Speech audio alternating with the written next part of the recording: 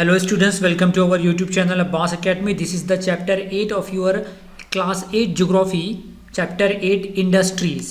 So इससे पहले this is the part 1 में हमने सीखा कि इंडस्ट्री का मीनिंग क्या है, इंडस्ट्री क्यों होती है, because industries provide the lot of employment and raw material. Industry कोई भी किसी चीज़ लाइक कॉटन की इंडस्ट्री हो या शुगर की इंडस्ट्री हो, उसको रॉ मटेरियल लगता है.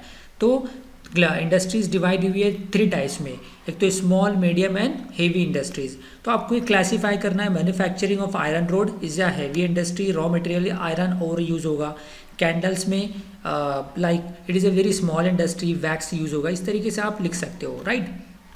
Now agro based industries. India is predominantly the agrarian country.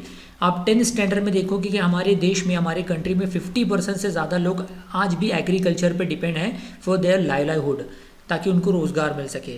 So different types of agro based industries have come up. In addition to these industries, processing agriculture products have also develop.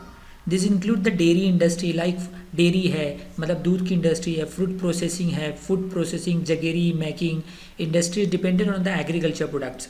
Like जैसे for example मैंने बताया कि जो पट्टी की चिक्की आती है वो भी एक स्मॉल इंडस्ट्रीज़ है. शुगर कैन इंडस्ट्री है, चॉकलेट की भी है जो डिपेंडेंट है. चॉकलेट की इंडस्ट्रीज़ है वो शुगर पे डिपेंड है, शुगर डिपेंड है शुगर कैन पे.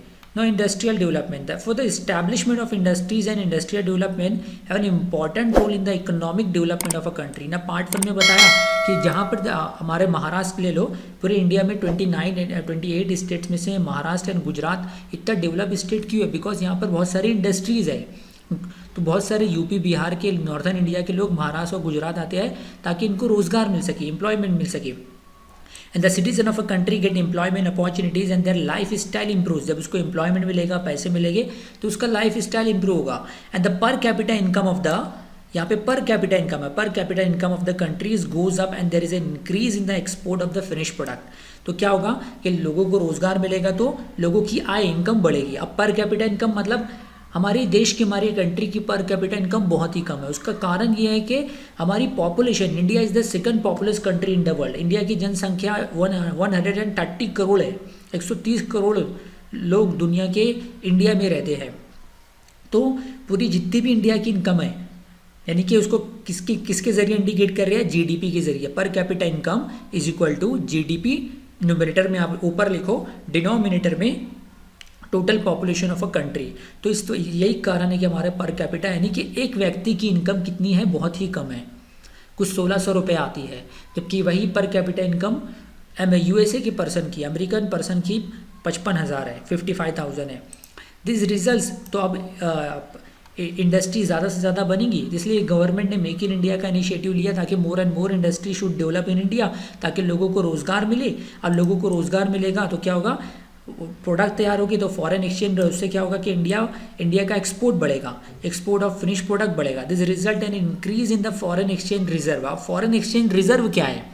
ये foreign exchange reserve, for example India गेहूं बेच रहा है सऊदी अरबिया को, गल्फ कंट्रीज़ को, वहाँ से तेल खरीद रहा है, तो ट्रांजेक्शन जो है ना वो डॉलर में हो रहा है. तो हमारा जो इंटरनेशनल मॉनेटरी फंड है, तो उसका जो करेंसी है फॉरेन एक्सचेंज रिजर्व है. तो हमारा जो एक्सपोर्ट बहुत ही कम है, इंपोर्ट बहुत ज़्यादा है. इस वजह से हमारी कंट्री डेवलप नहीं कर पा रही है, राइट. फॉरेन एक्सचेंज रिजर्व यानी कि हमारा जो इंटरनेशनल ट्रांजेक्शन होता है, लेन देन होता है, फॉरेन एक्सचेंज में से प्लस माइनस होता है. So for all this reason, it is necessary to give a flip to industrialization in a country. So the government established the industrial state to boost the industrial development and increase the employment opportunities in the region.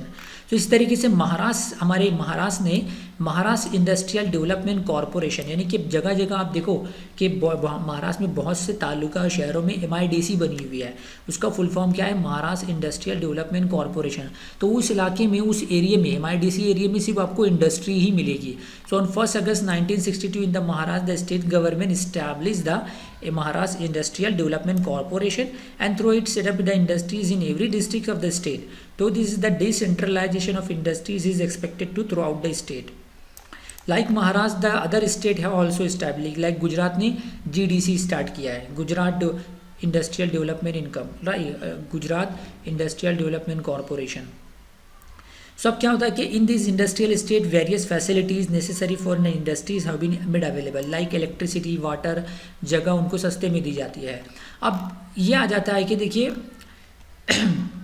ये आपको image indicate कर रही है कि industry के किसी reason में आने से एक पॉजिटिव इफेक्ट्स क्या है, पॉजिटिव अच्छी बात है क्या है कि लोगों को the peoples will get employment, industrial हमारे लोगों को एम्प्लॉयमेंट मिलेगा तो लोगों का लाइफ स्टाइल बढ़ेगा, इंडिया का पर कैपिटा इनकम बढ़ेगा, इंडिया का फॉरेन एक्सचेंज बढ़ेगा। लेकिन निगेटिव इफेक्ट क्या है कि पॉल्यूशन, बड़े बड़े शहरों में देखो स्लम डेवलपमेंट हो रही है, झोपड़ियाँ बढ़ती है, अर्बनाइजेशन बढ़ता है तो फिर पॉल्यूशन भी बढ़ता है, पॉल्यूशन लेवल बढ़ रहा है, noise pollution, soil pollution, water pollution, air pollution, ये सारे प्रॉब्लम देते हैं।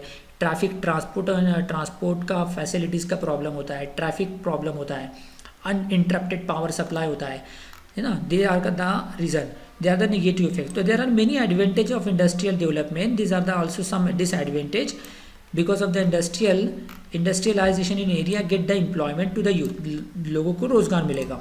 It also helps in increasing the per capita income, ये सारी चीज़ें बता दें, लेकिन जो निगेटिव इफेक्ट्स है वो अभी आपको मैं ध्यान में रखना चाहिए।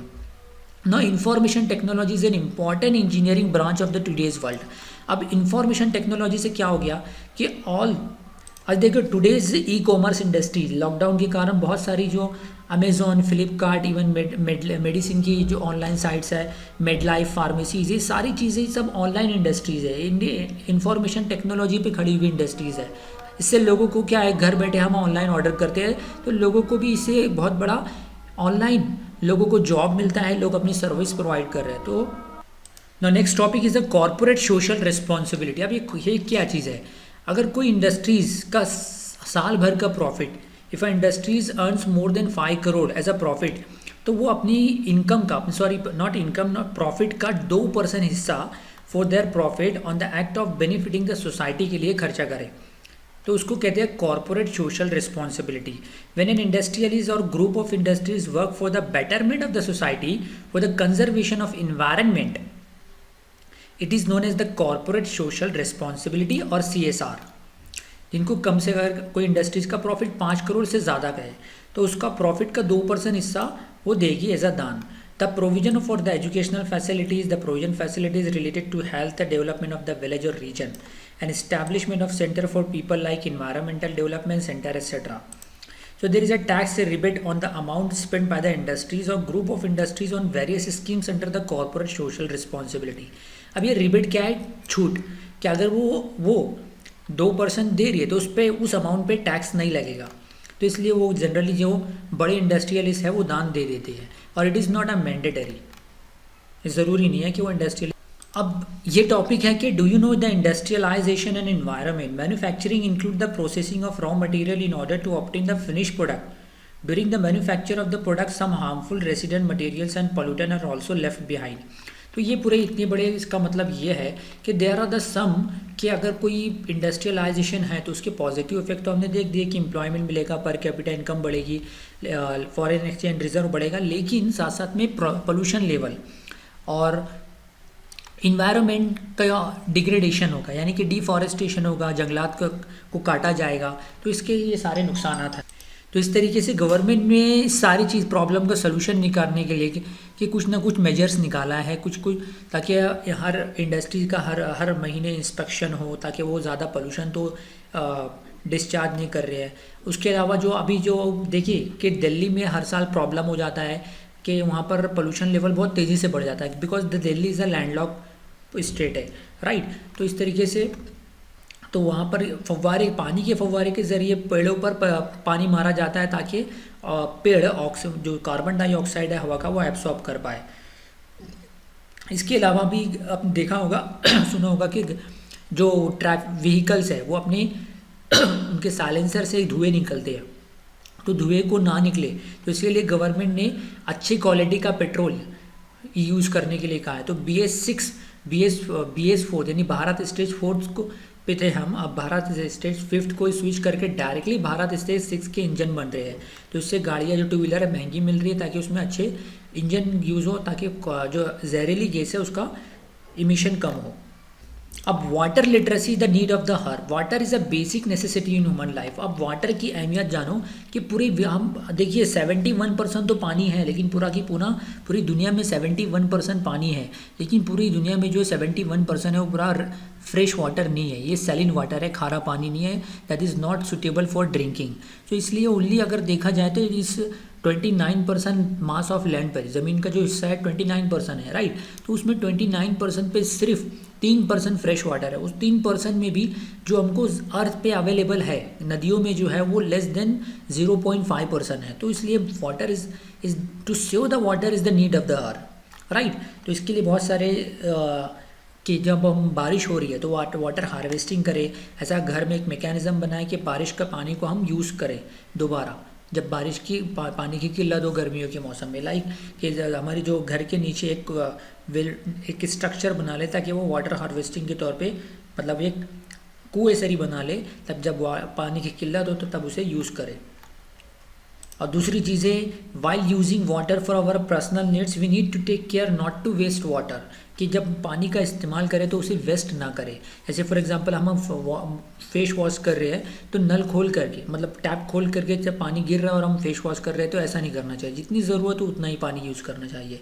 Even this small step will help in overcoming this problems of water storage and public awareness on water management is the need of the our.